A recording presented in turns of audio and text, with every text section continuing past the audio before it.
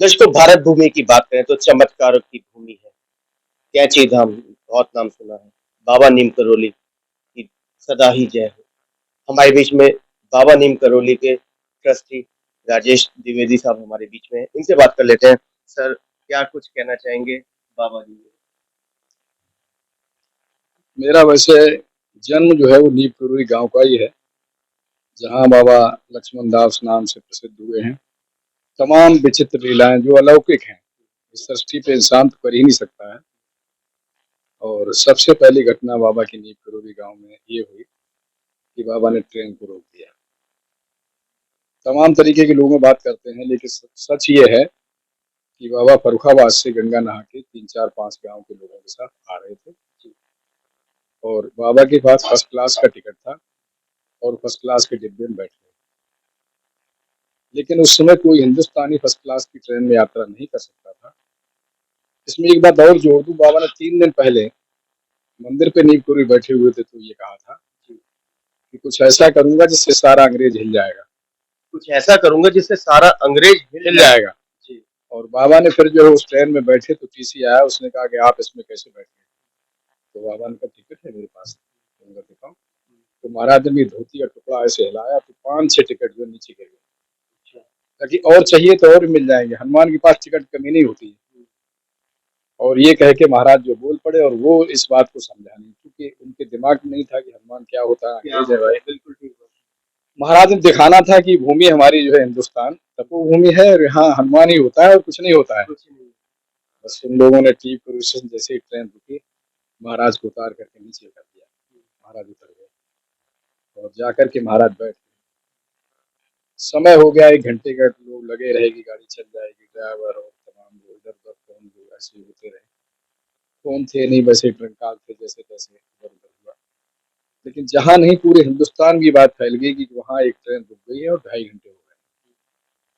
महाराज के साथ जो लड़के थे 10 12 15, वो जो है सब नीमकुरुरी गांव तक 3 किलोमीटर दूर है ना गाँव, वहां पैदल चले गए। 1 2 लोग बैठे रहे। लोगों ने कहा कि अब एक ही चारा है, जितने ट्रेन के लोग थे कि ये नीम करोली बाबा हैं, इनकी शरण में जाओ तो हनुमान जी ट्रेन को चला देंगे। हनुमान जी महाराज के कहने से कहते हैं सब ये। लेकिन ये नहीं लोगों को पता था तो कि महाराज ही साक्षात हनुमान है उस समय लोगों को। लेकिन ये जानते थे कि महाराज जो कहते हैं वो हनुमान जी करते हैं। बस लोगों ने आग्रह किया महाराज से, हाथ जोड़े कि महाराज जी ट्रेन चलनी चाहिए। अच्छा, महाराज ने भी समझा कि ट्रेन तो चलनी चाहिए, लोग बैठे हुए हैं, इनको नुकसान हो रहा है, कोई किसी काम से जा रहा है, कोई किसी काम से जा रहा है। तो महाराज ने कहा ठीक है, हनुमान जी ने कह दिया कि ट्रेन चलाओ। और महाराज जी गए, सीढ़ियाँ चढ़े, ट्रेन के नीचे उतर आए। कह रहे मैं ट्रेन में नहीं बैठूंगा, आप लोग ट्रेन को ले जाओ। ट्रेन चल गई। ट्रेन चल गई। चल गई, चली गई।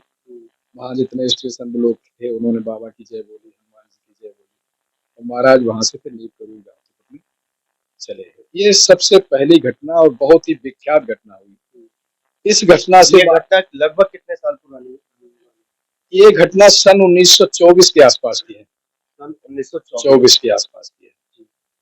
और उस समय फिर जो पूरे जहां भी जैसे लोगों ने जाना कि ये हमारे पास संचार साधन कम थे, लेकिन फिर भी ये प्रचार हुआ कि नीमपुरी, उसी समय से बाबा का नाम नीमपुरी महाराज के नाम से जाना जाना लगा। क्योंकि गांव का नाम बाबा का लक्ष्मण दास था। लक्ष्मी नारायण नाम होते हुए महाराज ने अपना नाम लक्ष्मण दास कह दिया। तो नीम करोरी में सारे लोग आज भी लक्ष्मण दास कहते हैं, वो नीम करोरी महाराज नहीं कहते हैं। उसके बाद अभी फिलहाल जो जब लोग थोड़े जागरूक हुए, लोगों ने जाना कि महाराज क्या है, तो केंद्रीय मंत्री थे उस समय ये सलमान खुर्शीद के फादर, इनका बहुत बड़ा सहयोग रहा। हम लोगों ने वहाँ नीमपुरी बाबा लक्ष्मण दासपुरी गाँव में स्टेशन बनवा लिए, हाल्ट स्टेशन वो बन गई। तो नीम करोली तपोभूमि रही है महाराज की। महाराज ने गहन तपस्या नीम करोली में, आज भी नीम करोली में कच्ची गुफाएं हैं। महाराज के बनाया हुआ हनुमान जी, वो जो अलौकिक है, वो दुनिया में कहीं नहीं ऐसी मूर्ति कि मिट्टी की मूर्ति सन 24 के आसपास की आज भी है। कीड़े लग जाते हैं, ऐसे नुकसान हो जाता है, लेकिन आज भी बनी हुई। आज भी बनी। और महाराज यूं करके हाथ ऐसे किए और वो बना दी। अभी की बात है, ये सन 81 के आसपास की। उस हनुमान मूर्ति में आपने देखा हो गांव भैंसों को जो कौड़ी सी लगा दी जाती है ना, वो कौड़ी उनकी आंख में लगी हुई थी मिट्टी में, वो गिर गई दोनों। तो गांव में जो है 2-4 बुजुर्ग थे, उन्होंने कहा कि भाई ऐसा है, कल चांदी की लगवा देते हैं और फर्रुखाबाद कितने की मिले तो 10-10 5-5 रुपए कर लो सब। ये विचार कर रहे थे, दूसरे दिन सुबह ही जो है एक आदमी आ गया अटैची लेके कि मैं बॉम्बे से आया हूँ और ये आंख लेके आया। तो बॉम्बे से तुम्हें किसने भेजा आंख लेके? कि पता नहीं, कोई आदमी गया था कि वहाँ ये पैसे पकड़ो और वही आंख ले जाओ और वहां लगाओ जाके। तो उनका कारीगर भी आते, हाँ मैं लगाना भी जानता हूँ।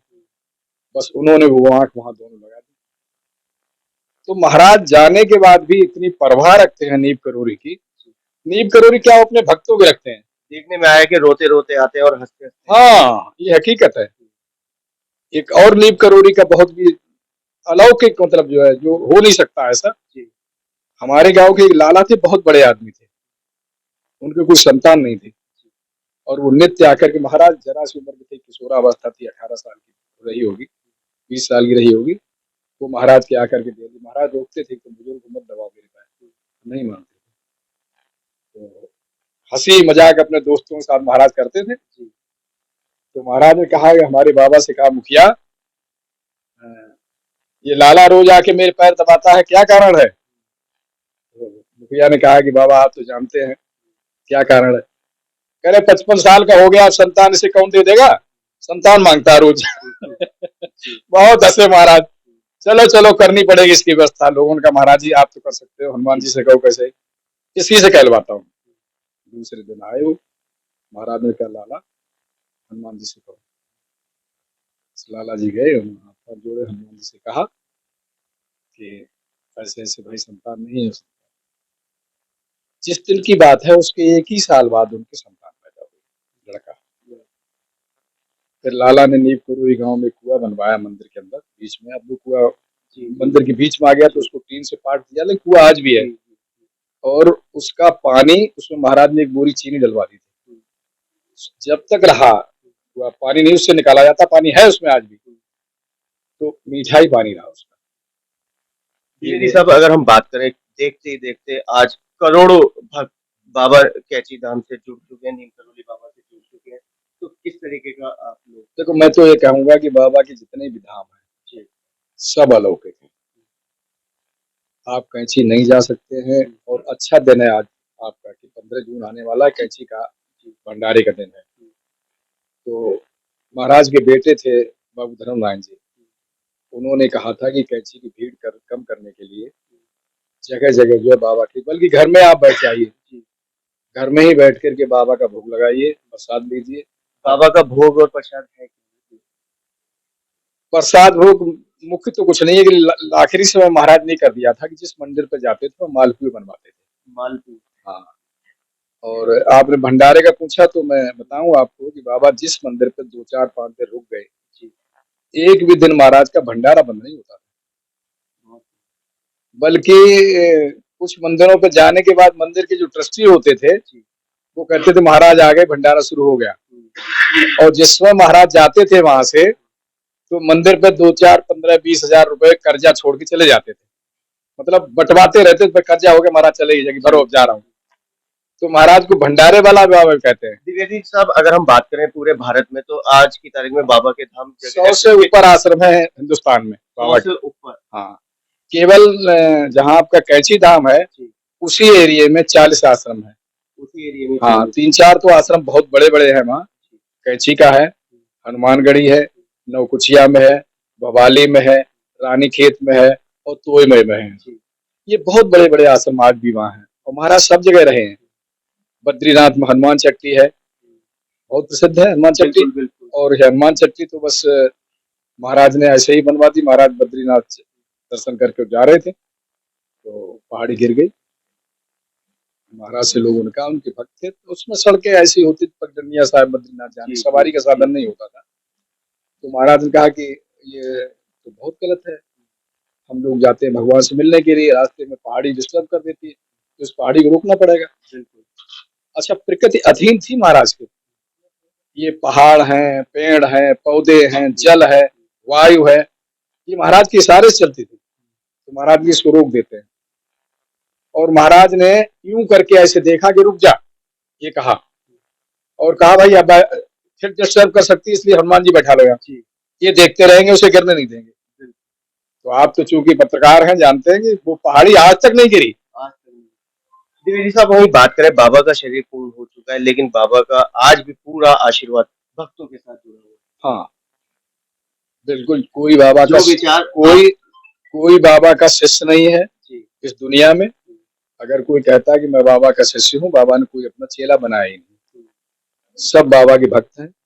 उसमें चाहे आप हो, हम हो, कि अंदर के भाव को जानते हैं, और जान ही वो सकता है जिसको वो जनाना चाहते हैं। बिल्कुल ठीक बात, जो जाने जो दे जनाई, बिल्कुल ठीक। जानत तुम्हें तुम्हें हो जाई।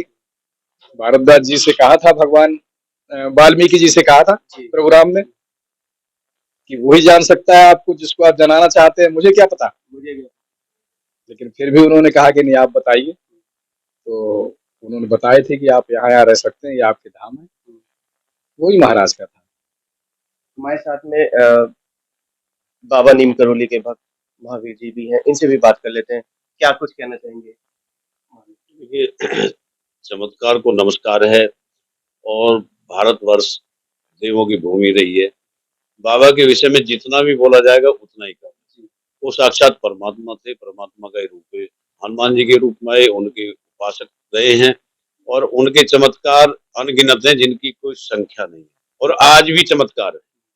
आपके साथ तो स्वयं हुआ है। मेरे साथ तो घटित ये हुआ कि मैंने कभी पहले अपने जीवन में मंदिर नहीं गया। वैसे आस्तिक हूँ, परमात्मा को मानता हूँ, सारी चीजें हैं, लेकिन मैं मंदिर में ज्यादा विश्वास नहीं रखता। और स्वयं मतलब ऐसा महसूस हुआ कि भाई मंदिर बनना चाहिए, मंदिर के लिए जगह देनी चाहिए।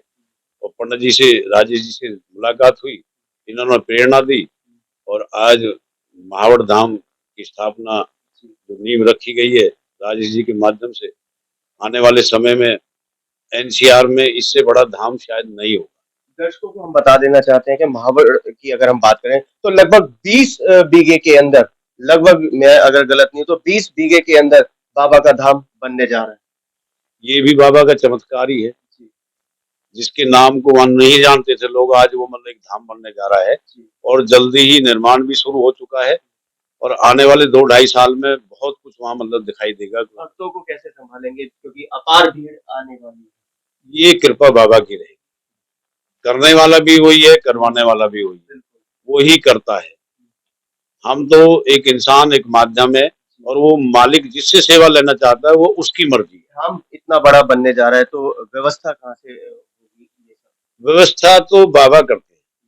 व्यवस्था हमारे कोई मतलब, मनुष्य की इतनी कैपेसिटी नहीं है कि वो परमात्मा का घर बना सके। बिल्कुल ठीक बात।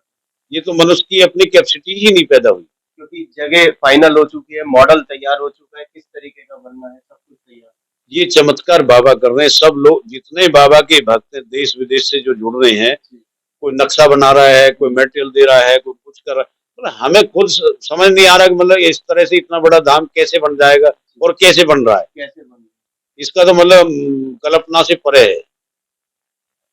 द्विवेदी साहब, चलते चलते भक्तों से क्या निवेदन?